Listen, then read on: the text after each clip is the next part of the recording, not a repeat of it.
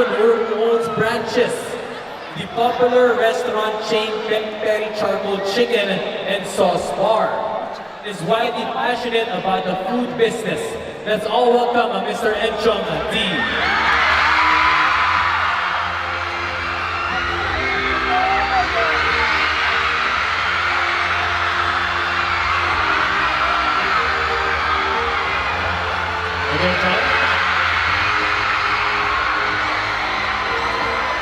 Our next panelist,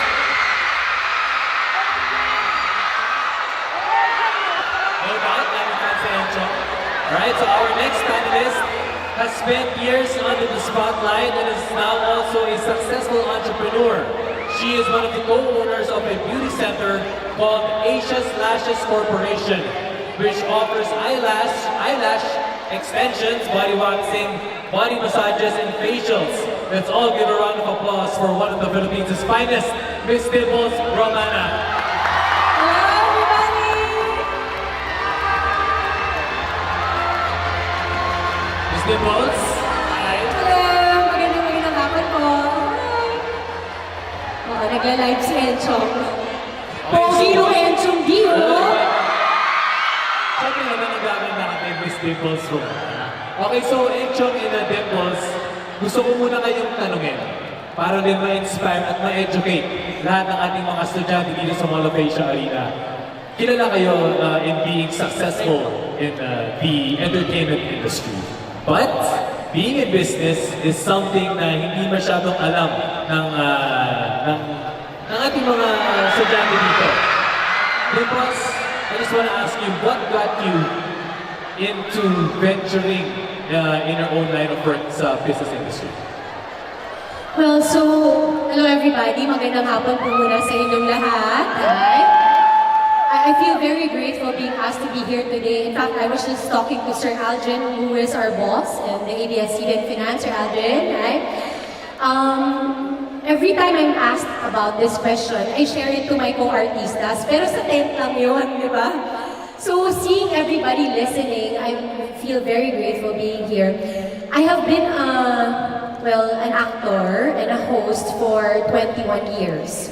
I began with Esperanza, which is a teleserye when I was 12 years old.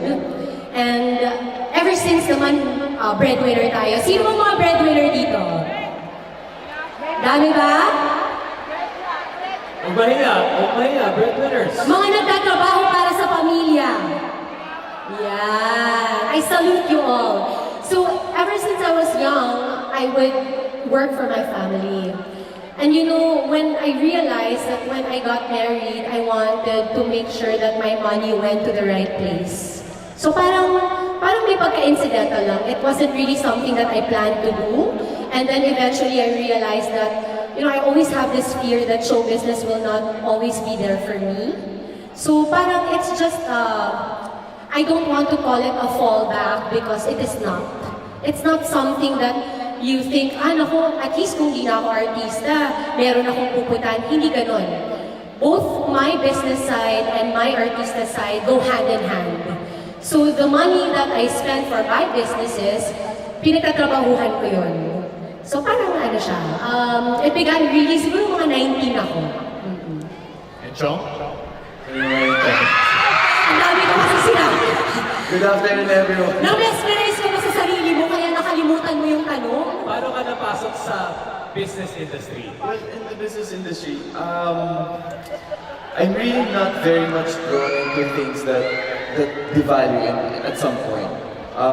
I don't buy expensive cars, I don't buy expensive clothes, I don't own anything that, again, would devalue at a certain point in time. I'm always drawn to something that would appreciate in value, like properties, gold. Gold bars!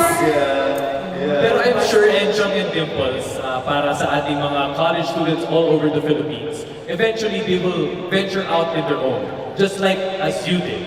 Ano ba yung pakiramdam? Nung kauna-unahan mong business venture, yung unang araw mo, nag-invest ka, through your first day, take us through that. Yung totoo? Yes. Takot at saka hindi ka sigurado. Kasi even until now, every time that you make a decision, whether it is for business or for your lives, especially that you guys are students, I can imagine you have the whole world, on your shoulders, and at the same time, you also have the whole world at your dispense. It goes both ways na, sure, everybody's expecting for you to do very well, but at the same time, you can make use of that fear, of that uncertainty, and go beyond what you are imagining for yourselves. Like for example, ako, hindi ko naman naisip na makakapagpundar kami. Hindi naman yun bagay na parang plinano ko na, makakapagpundar ako, magagawa ko to para sa sarili ko, para sa pamilya ko. It was more like, you are given different opportunities and you will feel that parang nakakatakot to, masyadong malaki to para sa akin. Ang fear naman kasi usually when it comes to business and finance is that you feel like you're never ever going to be ready for anything. And let me tell you something, you are never ready. So if you wait for the time for you to be prepared, that time will never come. You become prepared as soon as you take that one step and say, I'm going to do this today. So that's what happened to me. Yun ang sa akin. For you, Enchong? Actually, sobrang tama yung sinabi ni Dimples because I just like to share this. My first ever investment was the building. Ay, ang gusto ko talaga yan eh. Appear na. Ulitin ko lang po yung sinabi ni Enchong ha. Ang first business niya ay building. Building. Yan talaga. Building. Yan Di talaga. karaniwan, usually food carts, Ay, salon, building. Okay, sabihin ko yung history nun. So, may concert kami nun sa Canada. Tapos may mga message me sabi na, anak, may nakita kaming lupa dito ni Papa mo. So sabi niya, bilhin ba natin? Sabi ko, sige ma, may pera ka pa. Sabi niya, hindi anak, para sa'yo to. So sabi ko, okay, how much is it? So sinend niya sa akin yung value. Sabi ko, ma, that's the only money I have in the bank. Kahit mabili natin yung lupa, ano yung lalagay natin? Sabi niya, anak, yun yung, again, you will never be ready. So we just took I took the responsibility and I said, okay, sige, bilhin na natin. And then it was good enough because during that time, something major was happening in the showbiz industry na parang sinicure tayo ng ABS during that time. So I was getting enough money, but during that time, every time I would have my salary for the month, wala na, ubos na siya. So yung nararamdaman ko yung paycheck to paycheck So for 15 days, as in wala akong pera. Zero talaga ako. But again, if you want it, if you're focused on it, then magagawa mo siya. Enchong and Dimples, naibahagi sa atin ng ating mga business leaders kanina. One of the key points is get over that fear of failure. Sabi mo nga, Enchong, you were living paycheck to paycheck. Kumbaga, napakadaling sabihin na quote-unquote, take that risk, but what does it actually mean for you to be able to take that risk? You always think about the payoff. You always think about the better days coming. Because, kumbaga, parang, di ba ngayon, pag naka-heels ka, ako, ayoko naka-heels eh. Pero, tiis ganda. So, kumbaga, sa negosyo, tiis-tiis muna para ma-feel mo naman. There's a certain reason why the Lord made it possible for pain and suffering and sacrifice to be available to human. It's because it gives you the pure essence of bliss, happiness. You will not you will not know the difference between the two if you have not tried, being a failure. You will not push further if you did not feel like, oh my God. Katulad si Enchong, di ba? He was saying na paycheck to paycheck. When my husband and I bought our first farm together, may usapan kami ng previous owner. This is in Tagaytay. May usapan kami ng previous owner na 5 years to pay. On the second year, kumakatok na sa akin yung owner. Sabi niya, kailangan na niya ng pera. Lump sum na daw. Lump sum na. Sabi ko, naku, magkano ba yung pera ko sa bangko? Pagtingin ko, 3,000 na lang ang maiiwan sa bangko ko. Pero by this time po, bayad na yung bahay namin. So if I may just give a side note, always make sure that you secure your first home first. Because if you have that already, kahit maliit lang, that will give you more room. you know, to go into business and you have more money for that. But, so kumatok siya, sabi ko, naku sir, ito lang po yung pera ko. Ako ma'am, kailangan ko na. Okay. Nagdasal ako, tapos sabi ko, Lord, ikaw na to. Bahala ka na. Masipag naman po ako. Hindi naman ako humingi ng pera sa'yo, Lord. Yung hinihingi ko, trabaho. So you just give me enough work and I will prove to you that I can pay off all my debts through the work that you're going to give me.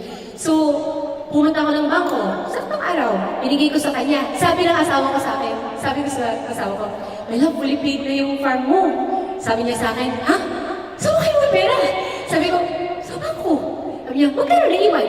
3,000. 3,000? Sabi niya, paano tayo kakain sa 3,000? Kakain tayo sa 3,000. Sabi ko sa kanya. Yun ang risk. That's the risk. You know, bigger risk, bigger payoff. That property was bought maybe 1.5 million, 2 million.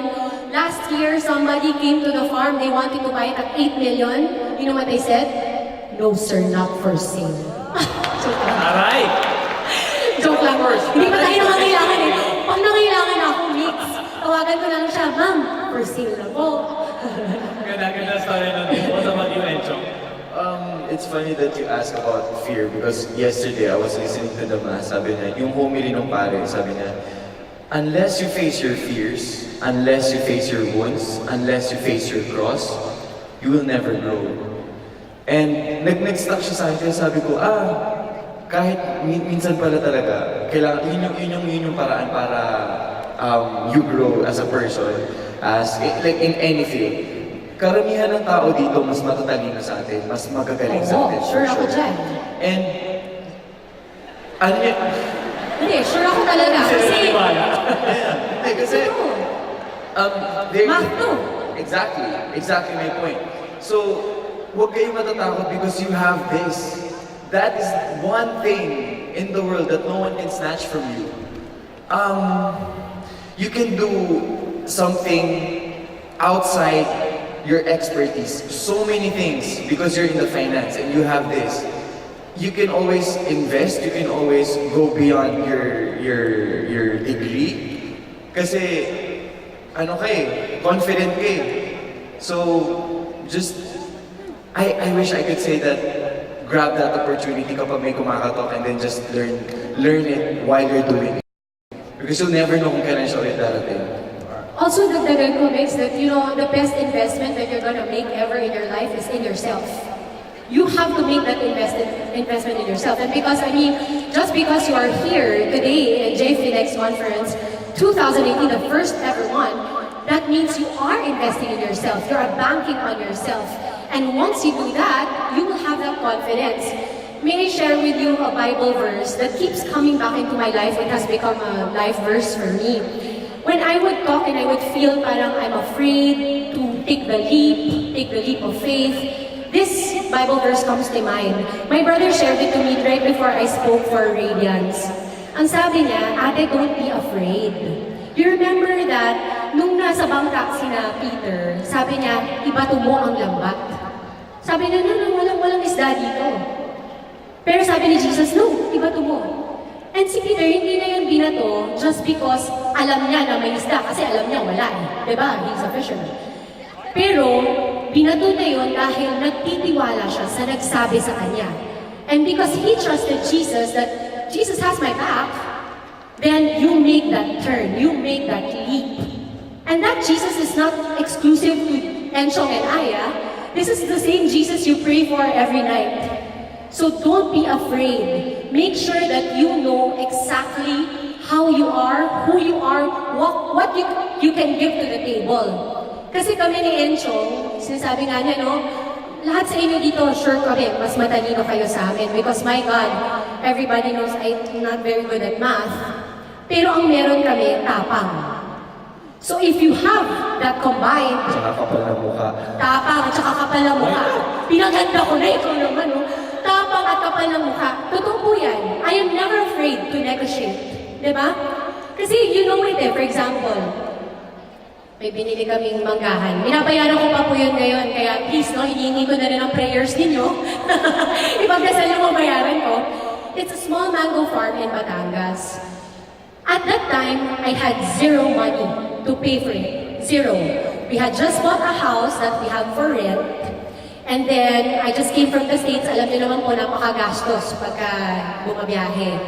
Pero the opportunity came.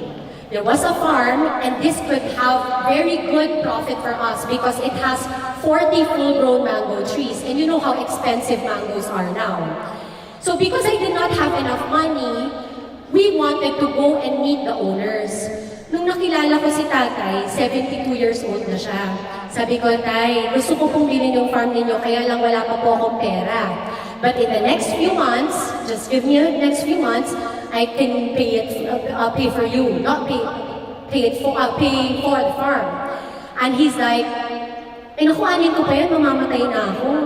Kasi 72 na siya. So kung tayo mag-iisip ng ganun, hindi ganun. And then that's when I realized, don't be shy to negotiate your terms. If you know na ito lang yung kaya mo, sabihin mo. Because you'll never know how it is like for the other side. Pwede kasing kailangan na nila yon, pero ito lang muna ang kailangan nila. So in the world of finance, I'm pretty sure you compromise all the time. You meet halfway. And that's how I learned it, through practical ways.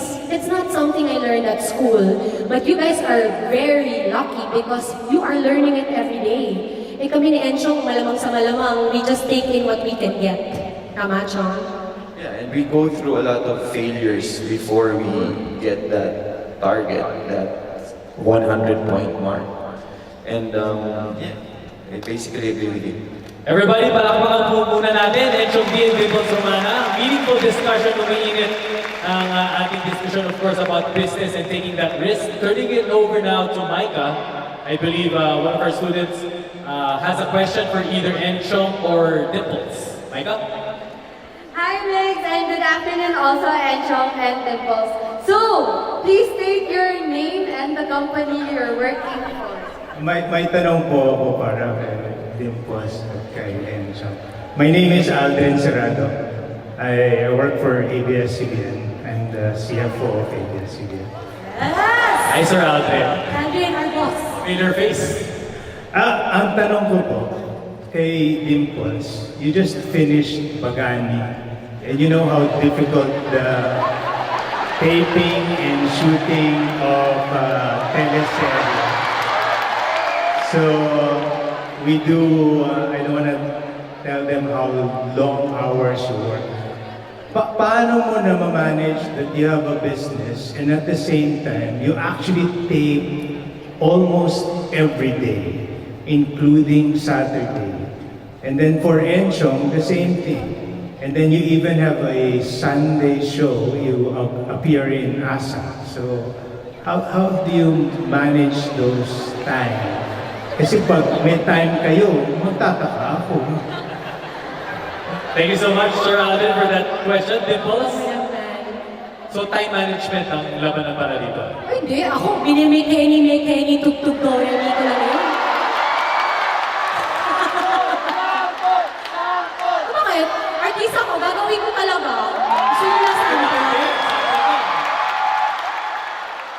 Ay, hirap eh. Alam, napapakita ko yung kapal ang mukha natin. Pero gusto ko, pag nagsabi ako may Kenny, sasayaw si Enchong. Pag napakapatayin ako nito, magkaibigan pa man din kami ng kuya nito. Hindi, o diba? Nakalimutan nyo na agad? Hindi. Ano ba gusto nyo sample? Alam ko ba, JFinex to? Teka, yung question muna ni Sir Aldrin about time management in this Oo, naku, pasagutin mo na sa akin. Bossing namin yan. Baka ma-hold ang budget. Hold ang budget. Hindi, I guess because first you have to, kasi I would be a hypocrite if I say I'm great at prioritizing because I'm not. It's an everyday struggle for me. It's so difficult. Even to this day, I don't know how I do it. But you take it one day at a time. There are certain battles that you only do in a day. So for example, kasi if you worry so much of the bigger picture will just eat you up eh. Hindi pwedeng ganun eh. For example, if I were to think, oh my God, 7 properties iniisip ko ngayong araw na to, may maintenance yun, may kailangan yun, ganito, ganyan. Pero hindi. You trust your people to take care of that for you. if you surround yourself with people who support you, who empower you, huwag kayong hahanap ng basher friend. Kasi masama yan. Sino yung may mga basher friends dito? Ayan. Huwag negative, di ba? Huwag negative. Ligukin nyo na yung friend nyo na yan. Huwag kang nega. Joke lang. Alam mo, nakakatulong din yung basher friend na yan every now and then. Kasi they will keep you up to your feet and make sure that you realize how blessed you are. But as for me, I choose a business that will be manageable for me. So I know I'm busy. I will not go into the food business like Enchong because si Enchong is a single man. Single ba? Nako! Nako, on the spot. Hindi, pero diba?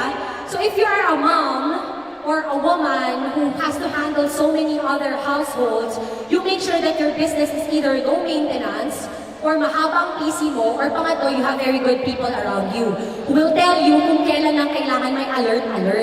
Kasi kung lahat, kung you sweat the small things in life, ang nangyayari, nasa-stress ka na, hindi nakakaganda. Dapat ang negosyo nakakaganda lang. Hindi yung parang nakaka-haggard, wag ganyan. Tingnan mo si Sir Aldrin Fresh. No, sir. Kasi, he says na lilipas din yun, matatapos din. And for every day, you have to have that outlook in life and say, this too shall pass. So, in whatever business or whatever financial circumstance you'll be in, make sure that it will work for you and not you working for that financial circumstance. It has to be the other way around. Never be the slave of money. It's not good. That money has to work for you, not the other way around. You might think because you're working for somebody or doing this for money, ang nangyayari, ang bilis, ang mangyayari niyan, nagtatrabaho na lang kayo para magkapera. Dapat hindi. Magtrabaho para magkapera at yung pera magtrabaho para sa inyo. Ganon. Correct. Enchong? That's one way also. But for me, pag may pinasok kasi ako ng isang bagay, when I say yes to one thing, I'm there 100%. As early as 6 years old, I was already a swimmer. I was studying, and I was starting to do something else afterwards. So as early as that age, alam ko na yung value ng priorities. That's why siguro din sometimes your personal life take a backseat. Right now, I have several businesses, pero kasi yun yung passion ko eh. That's what I like doing. Minsan gigisingin ako, like for example, ng assistant ko ng umaga. Sabihin sa akin, Kuya, may yung messenger mo na dyan. And I don't mind that. I'm happy doing that. Kahit gisingin ako, kahit maalimpungatan ako, okay lang sa akin. Kasi umuo ako dun eh. Dun sa sinabi ko. So, once you say yes, you can't be half-hearted. Kasi kapag naging ganun, your business outcome will be half-hearted also to you. So, you just have to think, ano yung gusto ko ngayon? 2 nights ago, may lumapit sa akin, batang artista, si Jameson. Sabi niya sa akin, Grabe ka makabata. Hindi ba magkasing edad lang kayo, no? Hindi ba? Alam ko yun. Mukha mo. Bata. sabi niya sa akin, Kuya, ano ba yung kailangan kong simulan na negosyo? Sabi ko, you know what, ano ba yung gusto mo? Na kahit nakapikit yung mata mo, kahit litong-lito ka na sa araw-araw na taping, ano yung passion mo? Sabi niya sa akin, Kuya, gaming. Sabi ko, gaming? Then focus on that. Magtayo ka ng computer shop, which everyone goes to now kasi ang daming mga connected na mga gamers, di ba? So, as simple as that.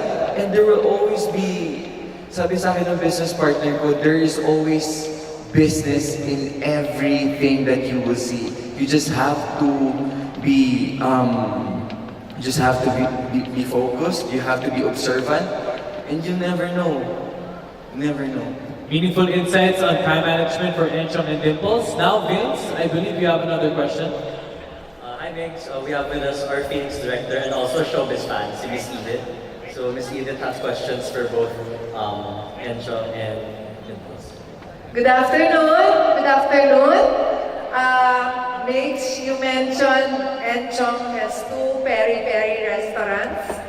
And for the fans here, for the students, would you like to tell them where are your restaurants located? And do you go and check on your businesses? Yeah. Yes, I'm inviting you to please. Actually, we're going on our fourth. The one is in Mega Mall, second is in UP Town, the third is in Marquee Mall in Pampanga, and fourth we're constructing and hoping to open in November in Market. Yes, I do. I do go to my restaurants as much as possible once a week. And then I just don't go to eat, I just don't go to observe, I just don't go to, para mag-boss ng mga tawag ko. I go there sometimes to be part of the waiting team. I sometimes take the order, I sometimes take the payment if needed, if necessary. Because there are times na talagang minsan sobrang packed, lalo na kapag lunch and dinner and kapag weekend. So I make sure that I'm one of them. As much as possible, I tell them, don't consider me as your boss, consider me as one of you. I'm part of the team, I'm part of you, so if there's anything you want me to say, communicate it to me. Because I think communication would be the best answer for you to be a successful company, for you to be a successful group. And So guys, you know kung saan nyo hanapin si Enchong when he's not in TV. And another thing, I know that you have other businesses. Would you like to share it to the audience, Enchong? Kung hindi secret. Hindi naman po, pero magyayabang. The first one was the building, but now I own my own company. I have townhouses also for sale. Kung gusto nyo, message nila ako mamaya. Gusto nila, pero kailangan nandun ka. 1 week. Yeah. 1 week kang nandun sa townhouse. Okay lang. If you're looking in Cubao. So actually, ang isang question nila, before you came, I think a lady wanted to have your number. Tama? Sa manager na lang, wag kay Enchong. Anyway, So, yeah. to continue. That's the one. The second one is the Peri Peris, the restaurant. The third one, raw material of cement. Number 4, I invested in organic farming, dragon fruit.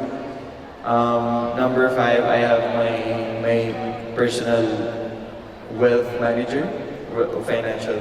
So that's another thing. And then the most recent one is digital billboards. I'm coming in on the digital billboard area. And then hoping fitness. One more question for Enchong. How do you assess if you want to go into that business venture? How do people propose to you or your friends? Anong hinahanap mo for a certain investment? Same goes to Dimples. I think sincerity plays a lot of role. As an actor, in the business industry, we're very observant. Silently, kapag kunyari ganito, I'm observing people, I'm observing Mike, I'm observing Dimples. And you can tell a person if they're true, if they're genuine, if they're sincere. And minsan one meeting lang malalaman mo na eh. Malalaman mo na yung magiging business partner mo. Okay to. Malabo to. So, just observe that person. Don't judge them though. Don't judge them. But be observant and again, there's always a nicer way of saying things. You communicate. That's what I always say. Dimples? Sa akin naman, when you are dealing with somebody who's pitching a business to you, make sure that you also know what they need from you. Kasi there must be something. So if that's something you can provide wholeheartedly, why not, di ba? Pero, syempre, you always have to have your back all the time also. Because the money that you're going to be investing in these businesses are also hard-earned money. Hindi nyo naman ito ninakaw. So, always remember to put your money where it's going to be working at its best. Kumbaga, parang you have to weigh your options all the time. And also timing. Kasi baka mamaya pumasok kayo sa negosyo, walang-wala pala kayo ngayon. Hindi pwede. You always have to have a backup plan. Ibig sabihin, if you have this much money, make sure that you also have that much amount of money to make sure lang that if this fails, you have a startup again. Alright, Mike and Vince, our next question. Hi, so this is Sir Jojo, the treasurer of Phoenix Petroleum. Hi, good afternoon. My question is actually posed to both Enchong and Dimples. Given that you're celebrities and basically people recognize you on the street, how do you evaluate a good proposal from a bad proposal? And there are people who are always there, who are going to scam you or try to get you to a pyramiding scheme or something. Maybe it would be good to share with the audience your thought process and how you evaluate various options in business. Dimples? First, I look at credibility. Not only of the company, of the business, kasi it could be a startup business, so there will be no credibility available for you to assess yet. But there will always be credibility of persona. So if you know this person, he is a friend, he is a family member, you can tell, as mentioned earlier by Enchong, actors are innately good at judging people. We don't necessarily say it, but we know of it. And I'm sure most of us also, because it's an instinct. Actors lang medyo heighten ang instinct natin because yun po ang pupunan namin sa araw-araw. Emosyon. So, you can also put that into practice. You can be your own artista. Let me share with you some of the trade secrets of artistas. We watch everybody. We look at you. We look at how you are to smaller people who are not in the position to give you anything. If that person is nice to that waiter the same way he is nice to the boss, he has my money. Yun ang sa akin. If I see you that you treat everybody with equal respect and courtesy, I can also assume that you will be the same person and you will also have the same integrity as it is when it comes to business. Because hindi naman nalalayo ang pagiging businesswoman sa pagiging tao. Diba? It's just the same person operating in different circumstances. I feel that any person who gives the same respect to anybody they meet will be a good business partner. For you, Enchong? Two things for me. Instinct is number one. Number two is research. I'm sure you know about this. You have to do your homework. You have to research about that specific company, specific person.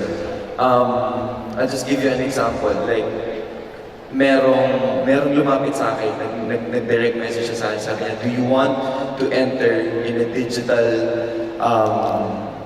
parang agency wherein we will hire mga digital influencers because it's very timely. Let's put it out there, it's very timely. So nung na-meet ko siya, ang dami niyang sinasabi, ang dami niyang dininame drop. At a certain point, sabi ko, parang yes. Pero kapag uwi ko, nung nag-research na ako, sabi ko, parang it's a win situation only for me. And I don't like that. I want it to be a give and take relationship when it comes to my business partner and to my employees. So sabi ko, you know what? This doesn't feel right. I prayed. After a few weeks, nag-message siya sa akin, hindi nagtugma yung mga information namin. So sabi ko, no. And then, another example, there's this guy who I barely know. I don't even know his name, I don't even know his family. Nagsabi lang siya sa akin, Chong, do you want to invest in a raw material of cement? So sabi ko, pinag-aralan ko yung market ng Philippines. Nakakatanda, pinag-aralan mo yung market ng Philippines. Galing nga eh! It was 2 years ago. So nung inaral ko siya, sabi ko, I think this would be profitable. Simply because magpunta ka ng BGC, magpunta ka ng Quezon City, magpunta ka ng Caloocan, magpunta ka ng probinsya. It's all construction. Sabi ko, you know what? I'll take the risk. And 2 years ago siya. And now I have my money back. So everything that I will earn from that, it will just be profit. It will just be profit. So That's for me. Instinct and research. Alright, so once again, palakpakan po natin Enchong Dee and Dimples Romana. Very meaningful discussion. And of course, of venturing in your own businesses and also taking that risk, not being afraid of failure and taking that big leap. Once again, thank you so much, Enchong and Dimples. May we invite now Miss Dada, Sir Benny, Miss Marivic on stage. Kindly remain on stage. Our honorable guests, Enchong and Dimples, to award tokens of appreciation. Palakpakan po ulit natin Enchong Dee and Dimples Romana. Thank you.